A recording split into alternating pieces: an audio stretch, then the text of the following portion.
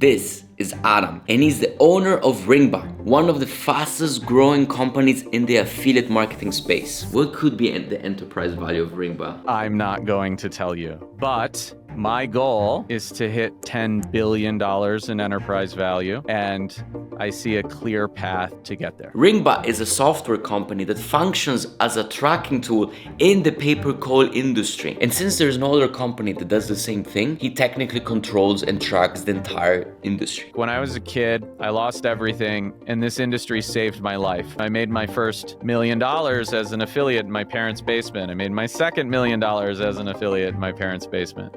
Obviously, I don't live there anymore. And this is because he decided to build technology in an industry where the exit multipliers are crazy. And why is it so profitable? It's because you work directly with Fortune 500 companies. These companies always want to grow, and they're not going anywhere because they sell things that people need. And so the campaigns just simply don't go anywhere. And so if you're a big company and you invested $150 million into call center infrastructure, you're not going to stop buying phone calls or marketing to get people on the phone, because this is how you power this gigantic business. And that's why pay-per-call campaigns generally don't tend to die off as opposed to gadget campaigns, because the companies behind these campaigns are massive companies that will always have the need to continuously reach their targets in revenues, so they will always continue buying leads from us affiliates. And in this video, we will disclose what the top verticals are in the pay-per-call lead gen space right now and how you can start making millions of dollars. Every time I'm on YouTube or there's a conference in this industry, there's you guys. So you're like everywhere, and it's fun to see it. And it's cool because I remember like back in the days, it used to be Volume, like the big thing in the industry as a tracking software.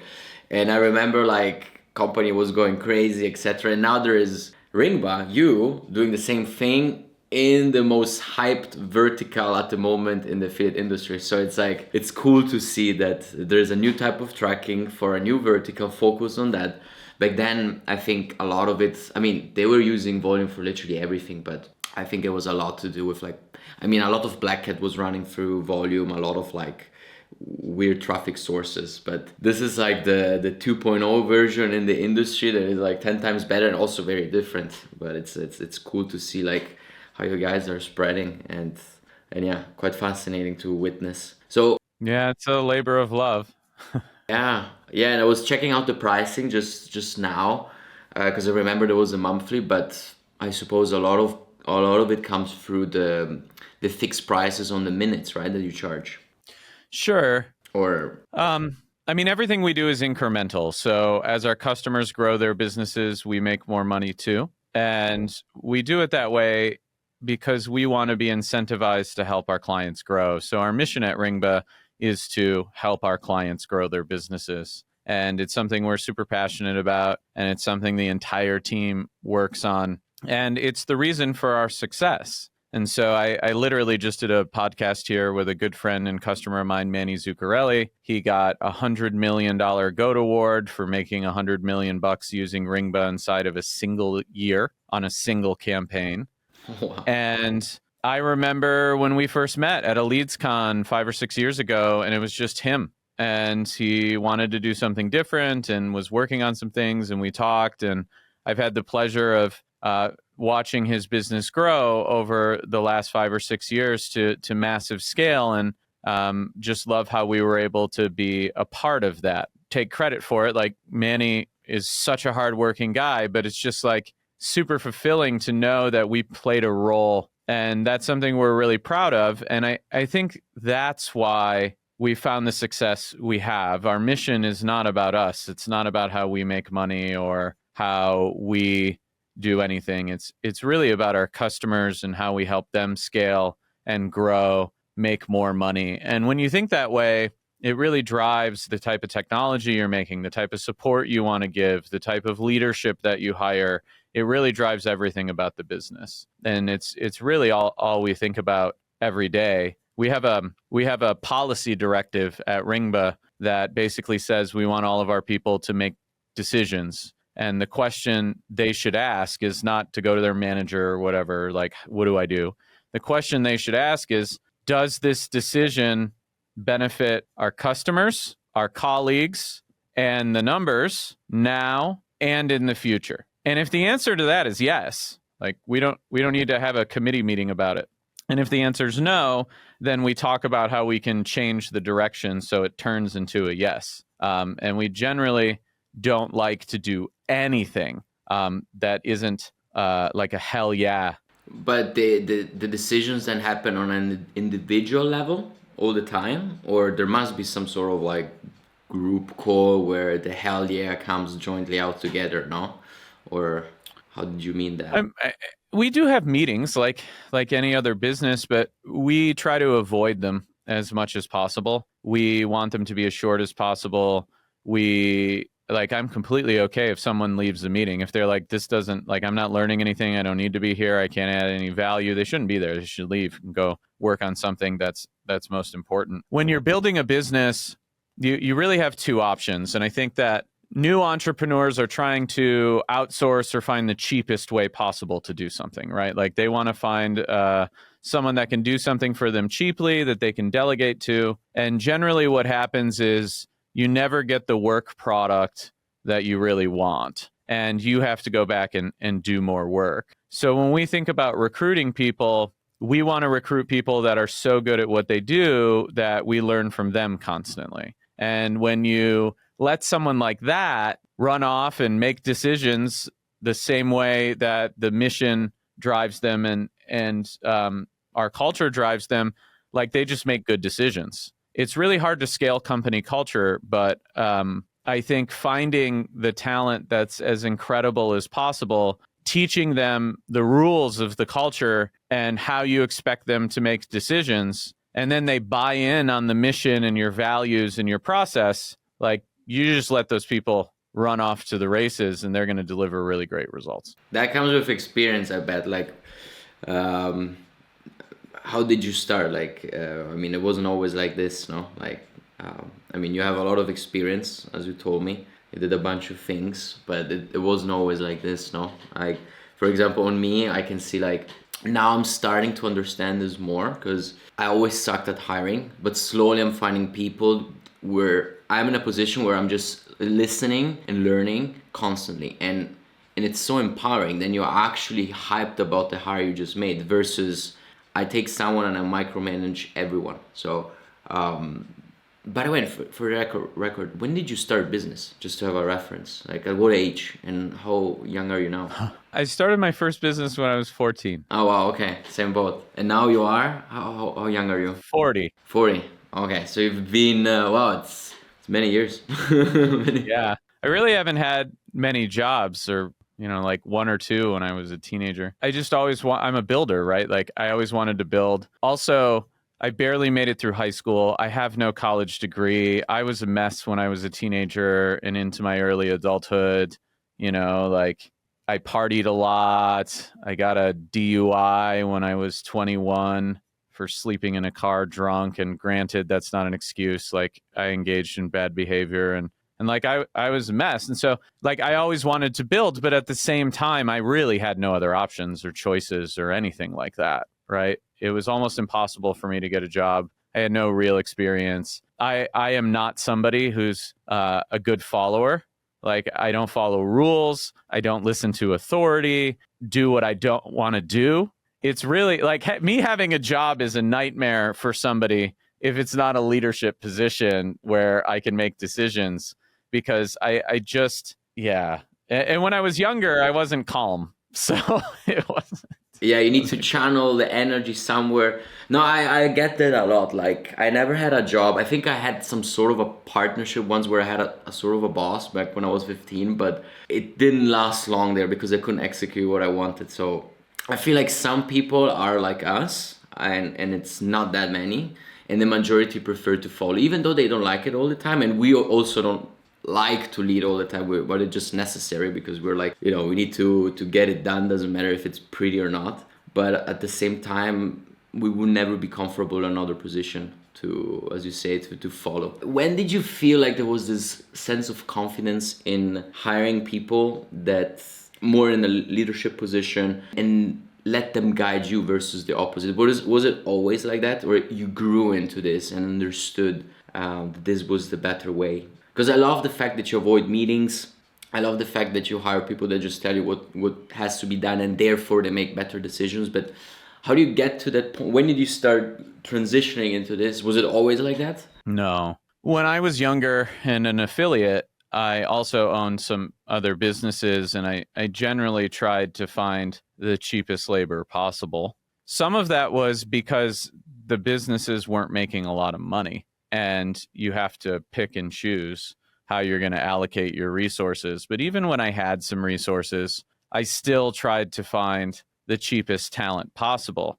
And it was really hard for me to wrap my head around hiring expensive talent. Part of that was because I would just think in my head, like, man, a really great software developer might cost, I mean, today, $350,000 a year, 150, definitely 150 plus, right, in America. And even then, sometimes they don't work out. But it was just so hard for me to wrap my head around that, because I figured I could hire someone and mentor them and get them to a place they could do what I needed and really grow the business. And the reality was those businesses didn't grow. They've all failed, or I sold them at some point, and they didn't have the ability to scale to anything that now in my life I consider a success, right?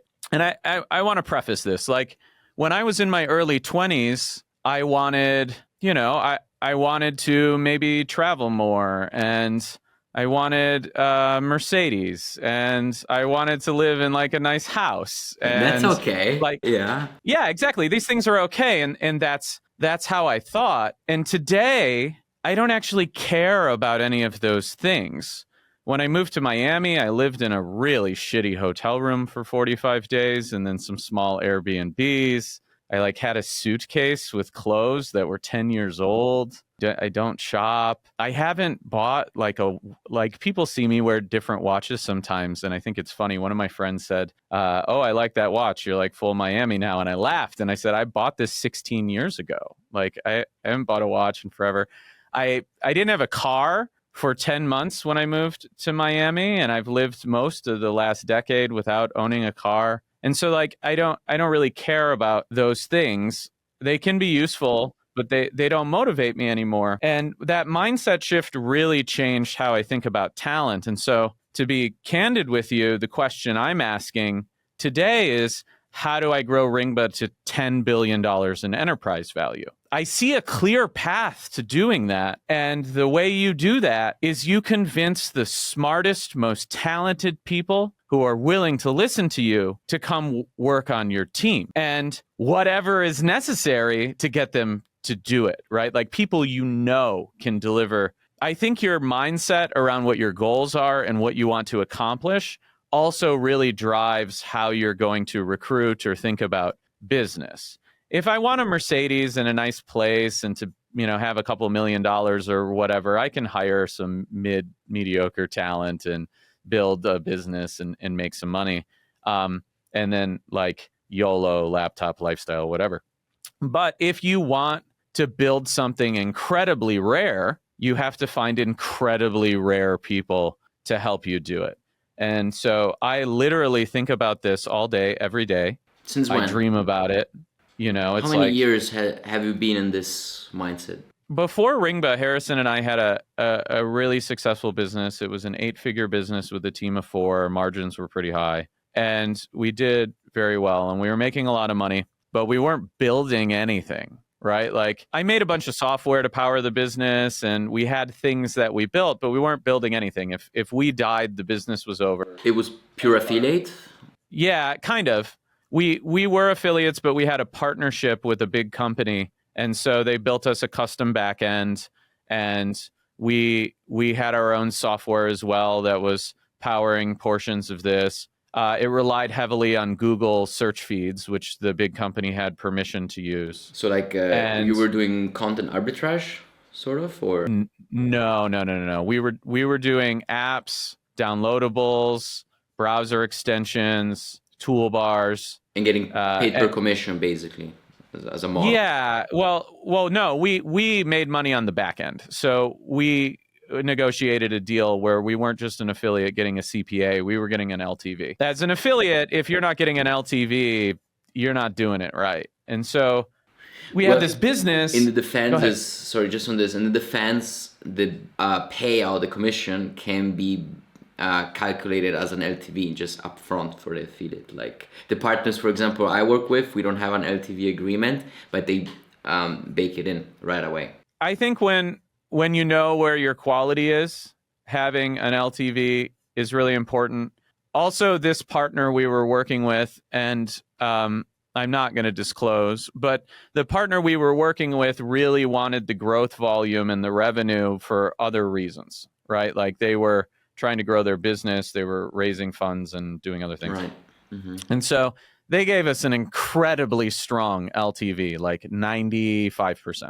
Okay. That's great. And so, yeah. And they had a team of 45 or 50 people that worked on this product for us, right? Like we were the majority of their volume, the vast majority, almost all of it. And it was a great business. We were doing really well. I was having a lot of fun. We were making a lot of money, but I had really no purpose. I walk out into the living room and I'm like eating some cereal and my phone starts ringing in my pocket. And I notice all the TVs in the living room monitoring all the server infrastructure because it was like 300 million clicks a day or something stupid. It was all stopped. And so I was like, is the internet out? Did Amazon go down? What's going on? And then I realized like that the campaign was over. So Google and Microsoft and Yahoo, all in that period of time, changed all their search feed rules. It's not that we were doing anything wrong. They just didn't want this business anymore, and they were getting much more restrictive over people who had search feeds. And anyone who's in the industry knows this. Like Google took search feeds away from everybody, basically. And so our business was like over. It was done. You've run campaigns, you know, they disappear. Like they come up, they go down. They come up, they go down. And I was just so sick of doing this. I was just like, I don't want to build another business that's going to disappear. And so that's when we started looking around, like, how do we build a platform that powers other people's businesses, that provides really amazing opportunities, and then can give back to the industry we love, but also is sustainable, has enterprise value. And by the way, building a software company is fucking brutal. I don't recommend anyone does it. Like 98% of them or something fail. It costs a fortune, right? Like we didn't raise funds. We paid out of pocket. And I could have retired on the money that we spent seeding Ringba, straight up, right? Like I could have just been done and still living off of it today for the rest of my life. Just like whatever. Yeah, but that's boring. And what do? You look at the ceiling all day? Yeah, exactly. You know, it's funny you mentioned that. I mentioned to my girlfriend something about like a retirement account. And she said, what do you need a retirement account for? And I was like, I'm a conservative, practical, like adult. And she's like, you're never going to stop working. Oh. Like retirement for you is like, what? You're going to work 8 hours a day investing in startups or doing so. She's like, yeah, right. Like you're going to be 90 years old on conference calls. And I'm just like, she kind of has a point. Yeah, I mean, sometimes, you know, it's like this utopic thought that I guess we all have, like, oh yeah, I'll make this amount of money, whatever it is, and then I'll retire by this age. Yeah, and then what? Then after a year, you just, you know, you're tired. Even me, like, I had this life-changing momentum happen a few years back, and I'm like, okay, pretty much that's it, you know? I calculated how much I could spend a month for how many years. I'm like, dude, I'm good. And I'm like, and after, you know, that grew me, I was like, wait, but that's it? No, there's so much more there. And I would never, my idea was I want to have $100 million by the time I turn 30, which is in 3 years. Yeah, and then what? Like I would go absolutely nuts. Maybe I can be a father for a couple of years, but then, I don't know. This is why mission is so important. Yeah. And so I've talked about this in some masterminds.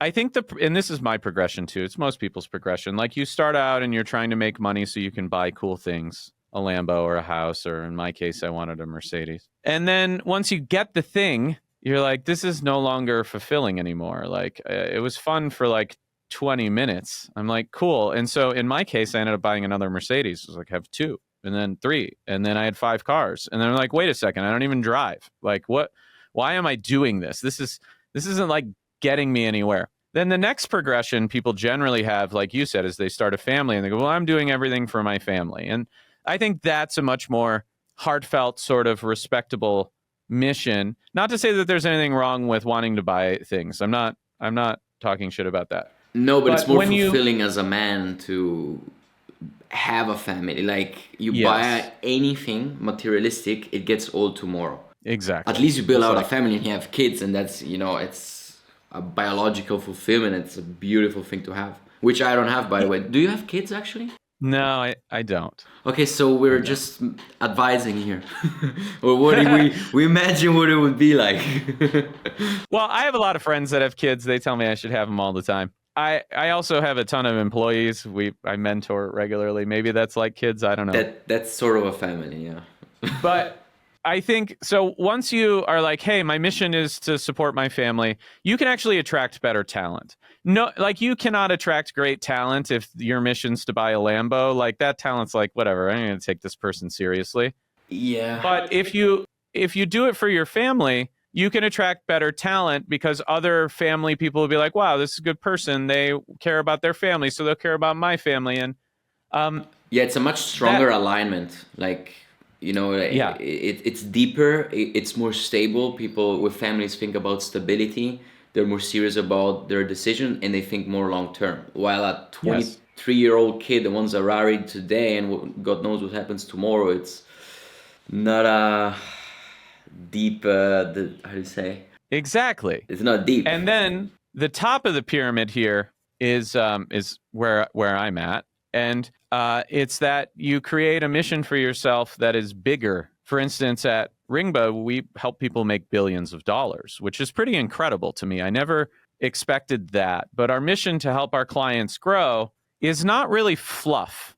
And I think a lot of companies put in a mission and values. No one cares. No one talks about it. But at Ringba, like, we ask ourselves all the time, like, does this conform to our mission? And does this help us succeed in the mission? And when people see you take a mission seriously that is bigger than you, that isn't about you, that's about something bigger, you can start to attract really high quality talent. Because here's the thing about ultra high quality talent. Let's use you and me for an example, right? If I come to you and say, hey, like, you're living a great life, you don't want a job, I want you to come work for me because I want to buy a yacht. You're like, no.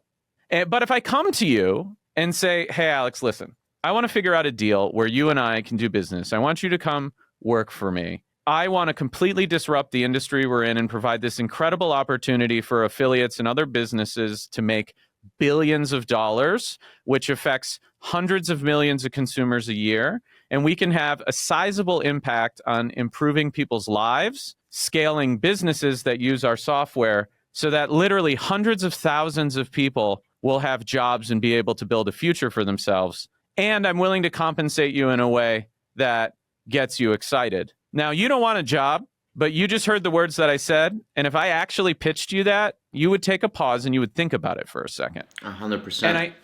And I think that's really the difference. The Googler can get a job anywhere. Why would a Googler come work for you? And the answer to that question is they really need to believe in what you're doing and what your mission is, because they can work anywhere and get paid. And so the mission really drives your ability to recruit talent. But when will we get the yacht that I didn't get? By the way, sorry, just for the record, can you explain in a nutshell what Ringba does for the ones who don't know?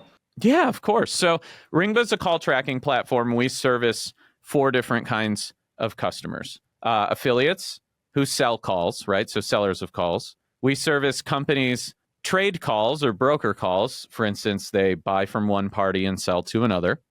And then we service companies that buy calls, right? And some companies do more than one of those things. And then our technology also services professional marketers. So agencies and companies that do internal marketing.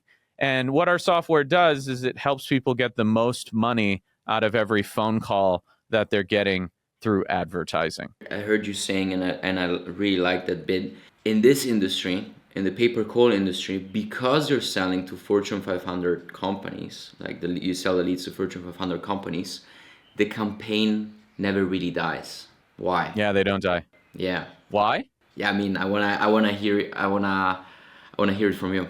Well, there's hundreds of verticals in pay-per-call. And the thing about pay-per-call verticals is they're all something that people need. And in certain scenarios, they're legally required to have. In the United States, if you have a car, you have to have auto insurance. And so it's not going anywhere. Like the law literally states that every human that owns a car in the United States has to have auto insurance. And so these companies have a sort of a legal monopoly on their industry, and they're not going anywhere. And the number of people who need that are in the hundreds of millions, and they're always looking for different deals and better deals and want to change and buying and selling cars. And so there's always a reason for them to need new insurance. The same goes for health insurance. It's legally mandated. But then there's these other industries that aren't. If you have an infestation in your house, you need to get rid of it or it's going to destroy your house. And so you need to call a pest control company to do it.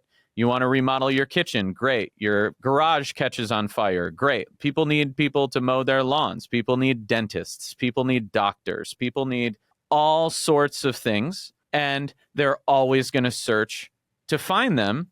And so these companies always want to grow, and they're not going anywhere because they sell things that people need. And so the campaigns just simply don't go anywhere.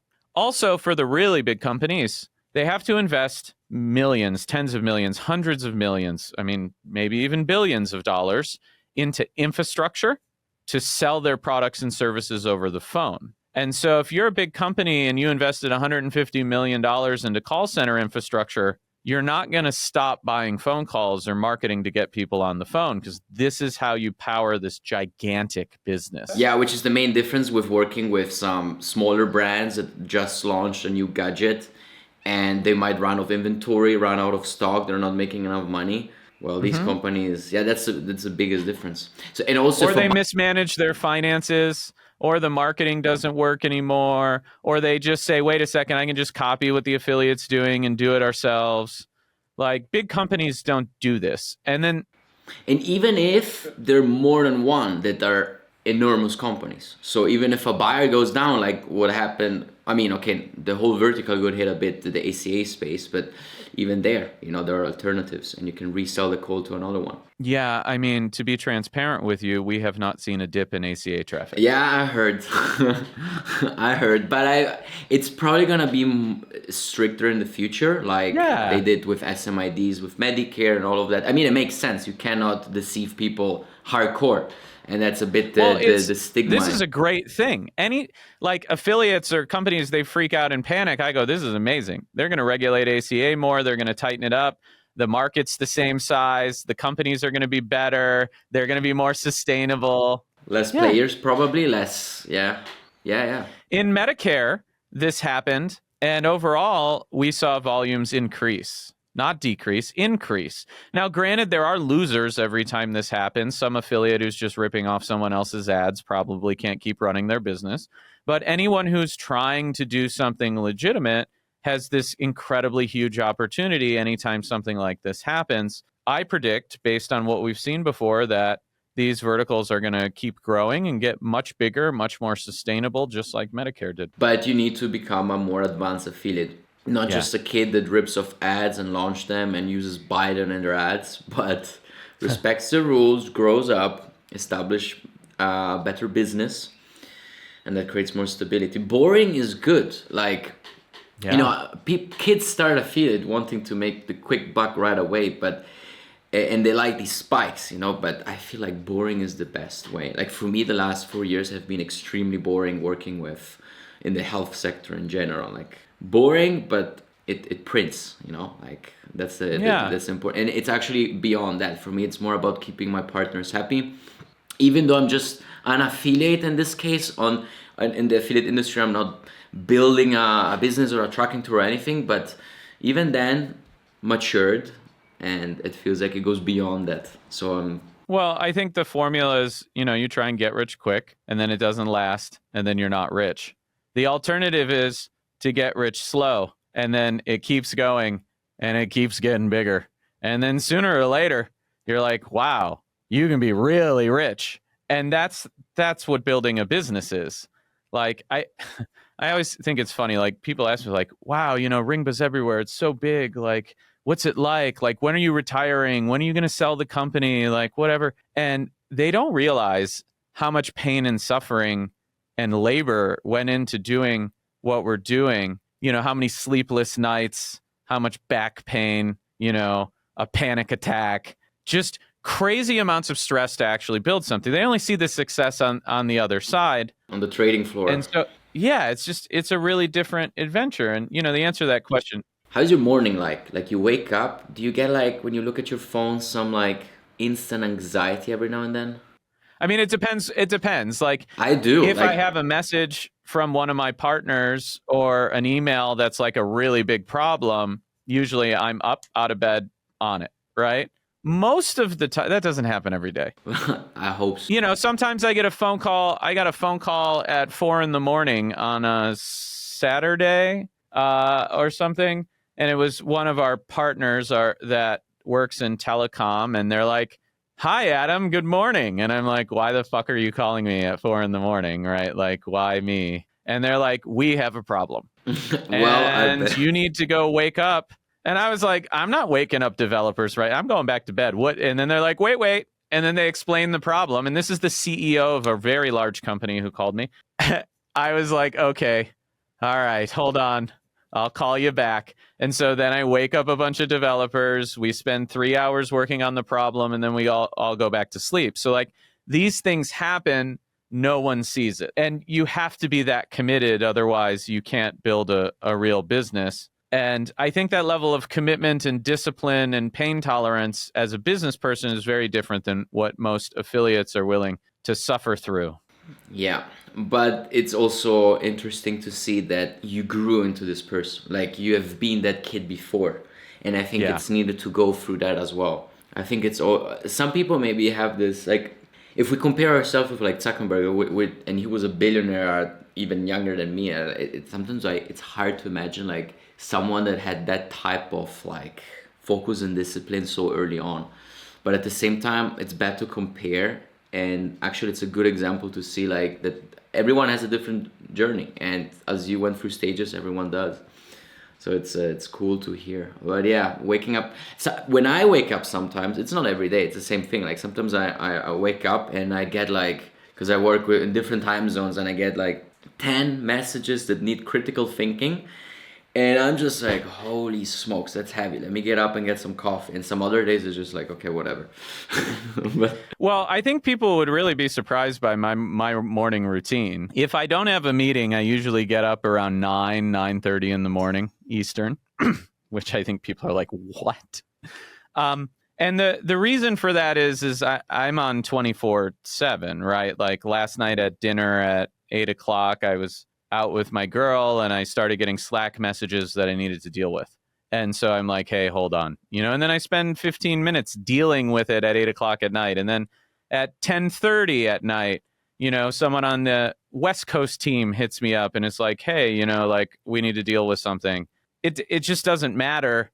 It just doesn't matter. I want my 8 hours of sleep. I end up staying up late because I work the best at night. And so my morning routine is generally that. I get up at 9:30. I go to the gym some days. I also do Pilates classes 4 days a week. Oh. And 3 of them are at like noon. And so I take 2 hours in the middle of my day and go do that, which other people might think like, wow, that's crazy right in the middle of the business day. But when you're running a remote organization that has teams on different time zones, like you're mentioning, as the CEO, I'm always available. And so like I have to be aware of what my priorities are and what I need to do to be healthy so that I can be on 24/7, Yeah, I gotta maintain. Yeah, that's why I also don't care. Like, whatever I need to do to stay healthy, I'll do it. And I know that anyways, it will work maybe at 1 a.m., maybe at 9 a.m.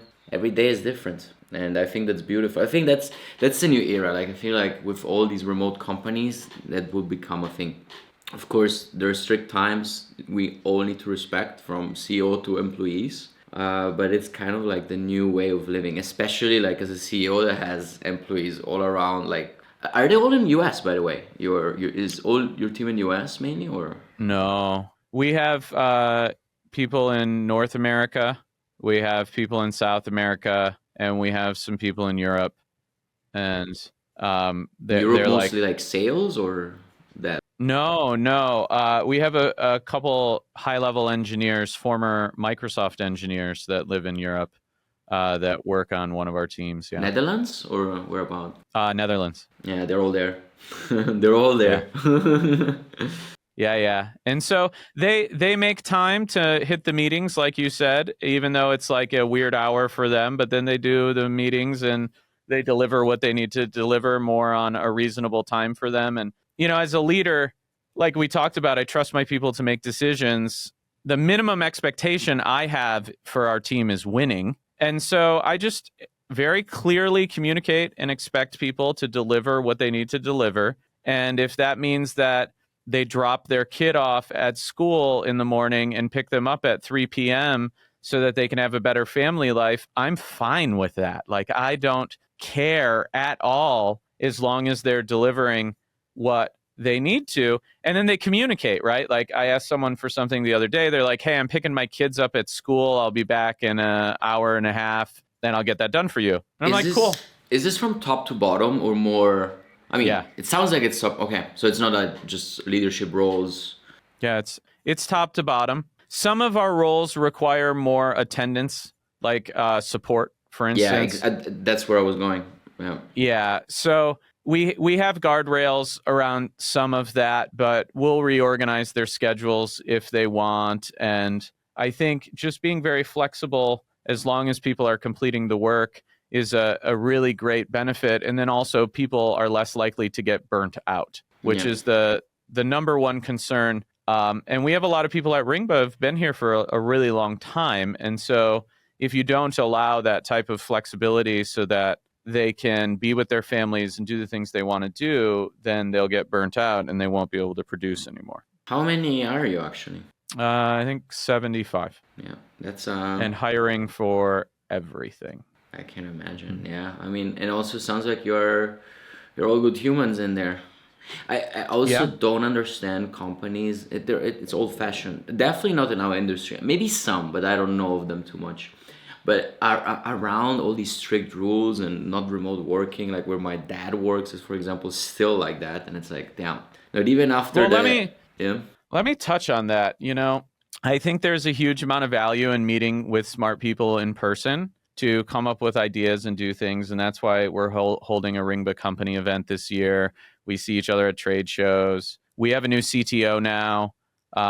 He recently joined, and he wanted to spend a lot of time in person just going over culture and strategy. And I think it's really powerful to do that. And we probably should do more of it at Ringba. On the remote side, that's a really challenging equation, because if you hire people who are mediocre, they won't work and they won't be able to produce and deal with the distractions of working at home. And that's a really big challenge for a lot of people. We actually have had really poor success with hiring someone who wasn't working remote already into a remote position. And more often than not, that person failed, and we had to make a change. Yeah, because they need to readapt. They don't know how to handle themselves. It's weird for them to sit home alone. Yes, a lot of people need that. Or the discipline. They're not disciplined. At the office, they have a babysitter. Or they get in the zone. Like they just know they leave the house, they leave everything behind, they go there and they just work. There are less distraction. At home with kids, I don't know, it could be. That's why mask, for example, forced everyone to come back to the office and just stay there, which I can see how it can benefit. Like, I think there are pros and cons, but I share more the culture of, having disciplined employees that do the work, self-manage themselves, because it's just a more human way to live nowadays. But I feel like, as you said, it's important to hire people that are already used to that already share that vision and can just, easily adapt. And we can just continue living our life, go to the gym at 12 if needed. Yeah, exactly. Well, and it matters who you hire in that regard. You can't hire the cheap talent to work remote they're never as productive. And a good friend of mine, Chris Shihade, went to a mastermind I held, and we talked about like ranking an A, B, and C player on your team. And we did a deep dive into how to score people and how to reorganize teams. And he came back afterwards and said something really interesting. He like expanded on what I taught.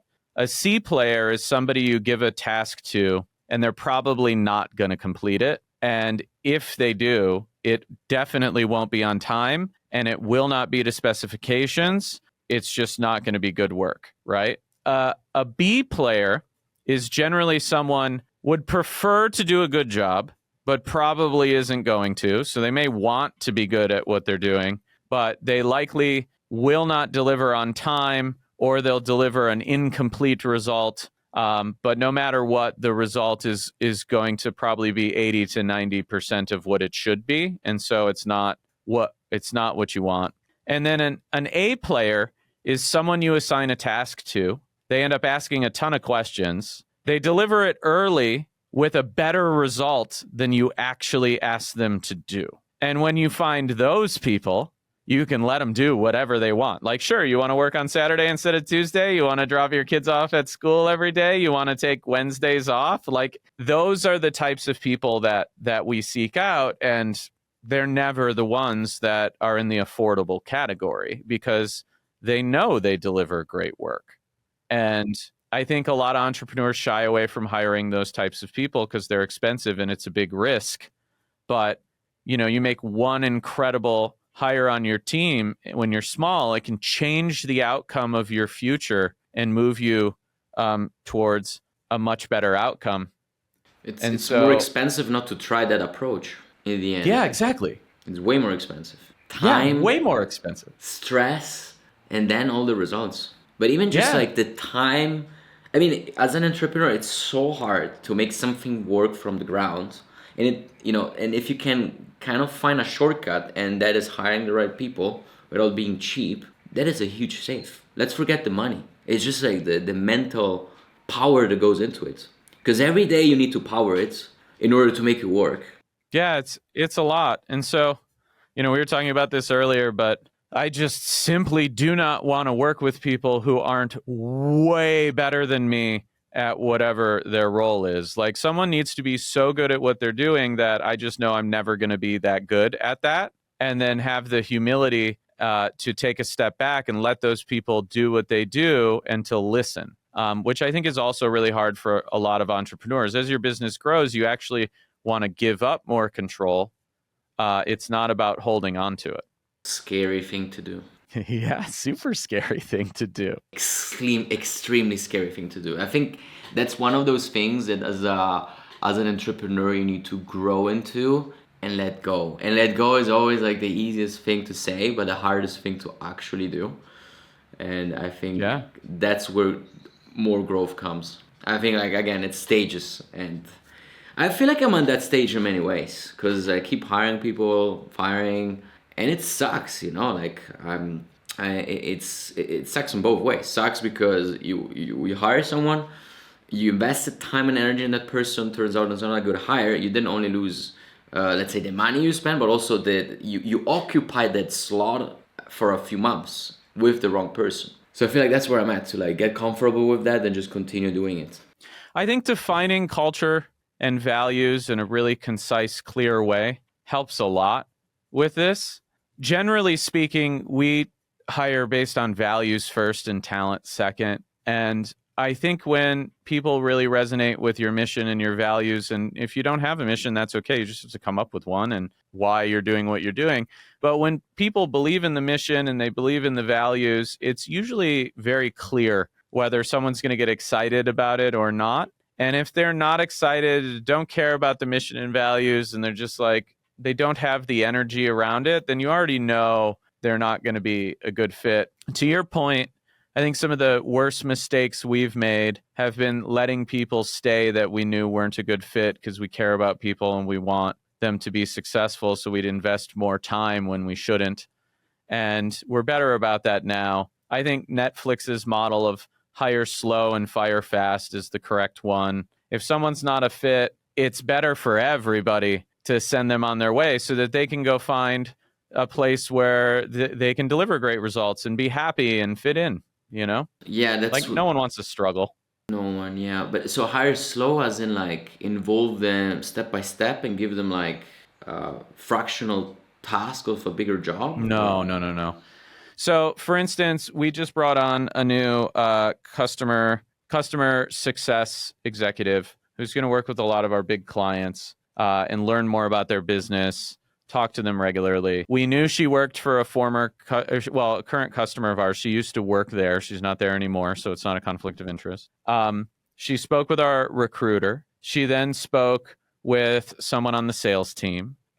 She spoke with me. We knew she knew our software back and front. We knew what her role was at the previous company. Our team had previously worked with her as a customer, and we still put her through 3, it might have been 4 interviews. I think that's the point. It's like not everyone is going to want to go through 4 interviews. In fact, we have a lot of people who drop out of the process and say, I'm not doing another interview. I'm not doing a code test. I'm not doing these things. And we go, that's amazing. Thank you so much. We really Saves appreciate your everyone time. time. Like, yeah, like if someone self-selects, that's the best you can hope for.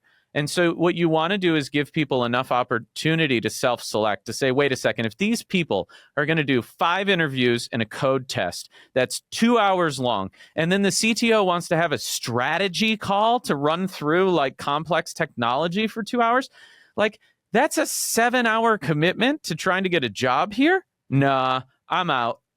And that to us is a gift. We're like, great. So the person does not like...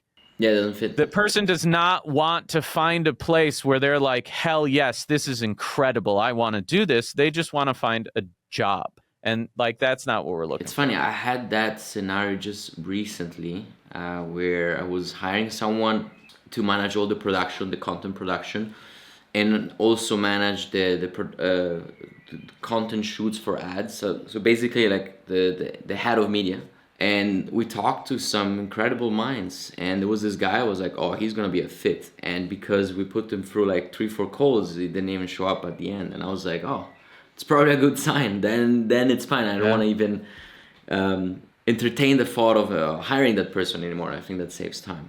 Going back to Ringba, because I know a lot of people. By the way, this was incredibly insightful also for me. Like selfishly speaking, I wanted to talk to the community about, ask a bunch of questions, but this was also incredible insight, which I'm sure a lot of people are gonna appreciate. But also the juicy question: what are like the hot verticals right now? Did you see that affiliates can like tap in and start making money almost right away? I said almost. I mean, all of them. Right, but which one do you see like it's the, let's name drop a few where you see like, oh, this has like, I know everything can make money because everyone needs these things, which is amazing. Where do you see like, if you had a tight budget and you would need to start today as an affiliate, where would you start and why? I would start with what I already know. Literally, people are making millions of dollars in every vertical. It's not like, oh, which one's the easiest or whatever. It's which one do you know already? Does your uncle have a sanitation company? Is your brother a health insurance agent? Is your dad, a plumber? What industry do you already know so that you can understand what the consumer's mindset is in? Or did you recently pop a tire on the expressway and had to change the tire and give up and then call a tow truck and understand the experience, like how shitty that was? Now you know how to attract the consumer and get into their head. So like there's no secret here. I think that the high level is very simple. The bigger the outcomes, the more competitive it's going to be. You want to get into the one that has the largest potential. It's also going to be the hardest, the most restrictive on compliance, the most expensive to get in. You're going to lose the most money. You're going to have to do the most business development. You're going to have to do the most testing. You're just going to have much bigger budgets across everything. That's what I was asking. Yeah, maybe. You say to yourself, like, I wonder if I could dominate the pay-per-call space for kitchen repair in Metro Philadelphia. Yeah. And if I were an affiliate, what I would do and what Harrison and I always did to make the most money is go where no one else wanted to do the work and where there was a lot more work to do. And so the affiliate mindset is generally a bad one if you want to get rich. And that mindset is go find where everyone else is making money and copy what they're doing. That to me is the last place I would start. I would ask myself, where are the affiliates not? And then go quietly own that space. It's going to be much higher margin. There's going to be no competition. It's going to be set and forget. It is going to require more work, though. Like if you want to create your own network of gutter repair companies in Pennsylvania, you're going to need to call companies and say, hey, I have phone calls of people who want gutters on their house. I have so many that I'd like to give you some for free. Can I send you 10 customers for free? Like, no questions asked. I'm just going to send these people to call you. Is that okay? And you're like, sure. Send them the 10 calls. You listen to the recordings. And you're like, wow, they booked 4 appointments. You call the office manager back. Hey, you booked 4 out of 10. That's crazy. What are those worth to you? Oh, they're worth $3,000 an appointment? Okay, cool. I'll sell you these calls for X, like let's do the thing. Now that's a ton of work for an affiliate to do because you're going to have to call every single gutter repair company in a city or a state. But once you do it, then you can run a campaign that maybe 80% margin, has no competition, that makes a lot of money. And that's really where I would be looking. I would be asking myself, like, how do I do gutter repair direct mail campaigns nationwide and have thousands of buyers of phone calls that I'm making 80% margin on? Like, that's what I would be doing. I wouldn't be saying, like, how do I go on Facebook, ads that are going to piss people off to try and break into Medicare?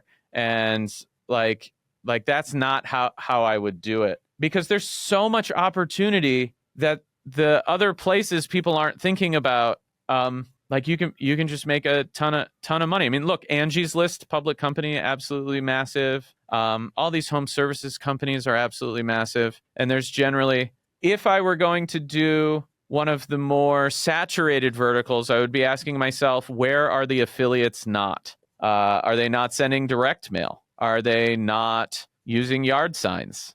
Are they not doing marketing methods that are non-digital? And I talk about this a lot in my book, The Paper Call Revolution, how to break into non-digital marketing channels, because they're high margin, there's no competition. And the thing about a phone number is you can put it anywhere. It doesn't have to be on the internet. And a great example of this is when I first moved to Miami, there was a chain link fence across from the condo I was renting.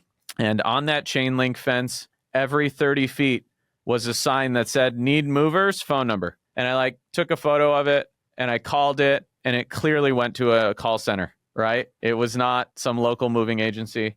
And then walking around Miami, I saw these signs on other fences and they had different phone numbers, but they went to the same place. And I immediately realized, right? Like, these are people zip tying signs to fences in major metropolitan cities offering moving phone calls. Their cost of acquisition is 2 zip ties and a 20-cent sign that sits there for 6 months? They get 4 phone calls. Their margins are 95%. It's just crazy.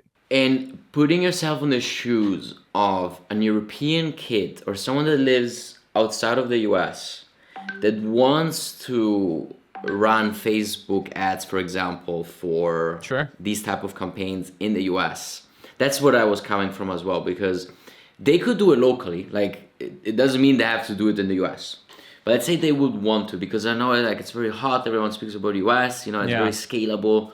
There's 2 types of pay-per-call campaigns. You have one that is a need and one that is an interruption. And so if you're going to do Facebook or YouTube, YouTube, you can still make stuff work. But are you interrupting someone to sell them something, or are they searching for what you're offering? If they're searching for what you're offering, Google Ads, retargeting on YouTube and Facebook, that type of thing works extremely well. And so a tow truck or a gutter repair or a problem, if the user has a problem, Google Ads, Bing Ads, those are really the best places to start. And then to use things like YouTube, TikTok, Facebook as retargeting if you're sending people to a landing page, and then retargeting them with similar ads that have more content, right? Because once you already know that they have the problem, you can continue to market to them for a certain period of time. If it's a tow truck, probably not. But if it's got a repair, 2 weeks, you probably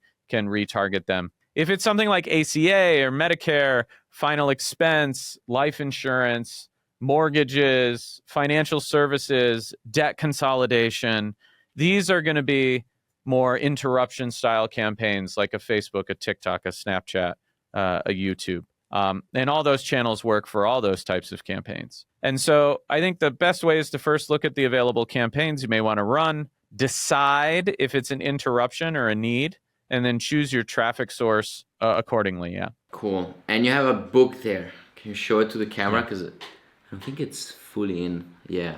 I've seen it everywhere. All my affiliate friends were posting it, Yeah. Well, I released the book and I didn't expect it to be a bestseller, but it was in 48 hours on Amazon for the marketing category. So that was pretty incredible. We've sold and shipped thousands of copies of the book. I ran out.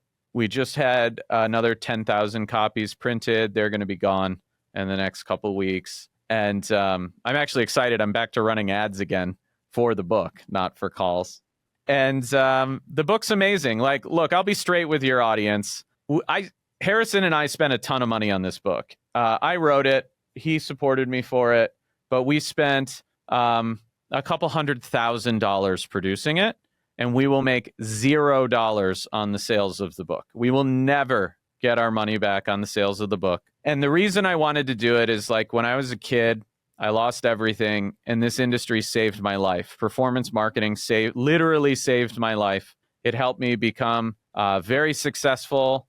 I made my first $1 million as an affiliate in my parents' basement. I made my second $1 million as an affiliate in my parents' basement. Obviously, I don't live there anymore. But I really wanted to give back to the industry and show affiliates and people that you can build long-term sustainable businesses that have real value. And if you do it properly, you can literally become wealthy, as opposed to like an affiliate that's selling a broken air conditioner, swamp cooler thing or something, right? I think my good friend Anthony has a great story here. He sold his business to a public company for $50 million in cash. All it was a couple guys who were really great affiliates running pay-per-call. Guess who's texting me right now? Because he's waiting for me. It's Anthony. Well, tell him I said what's up. Yeah, I will. But yeah. Yeah, the story is incredible. Like the enterprise value on the Legion stuff that he was doing. It's a great story of not just building a campaign, but a business that has enterprise value. By the way, last question, a juicy one. I don't know if you want to disclose it, but what do you think? Like a guess, like what could be the enterprise value of Ringba right now? Well, I don't need to guess. I know the answer to that question. I'm not going to tell you. That's for the next time when we met in Miami. But my goal as an entrepreneur is to hit $10 billion in enterprise value. And I see a clear path to get there. Adam, thank you so much. Thanks for joining us. And I can't wait to share this. So epic.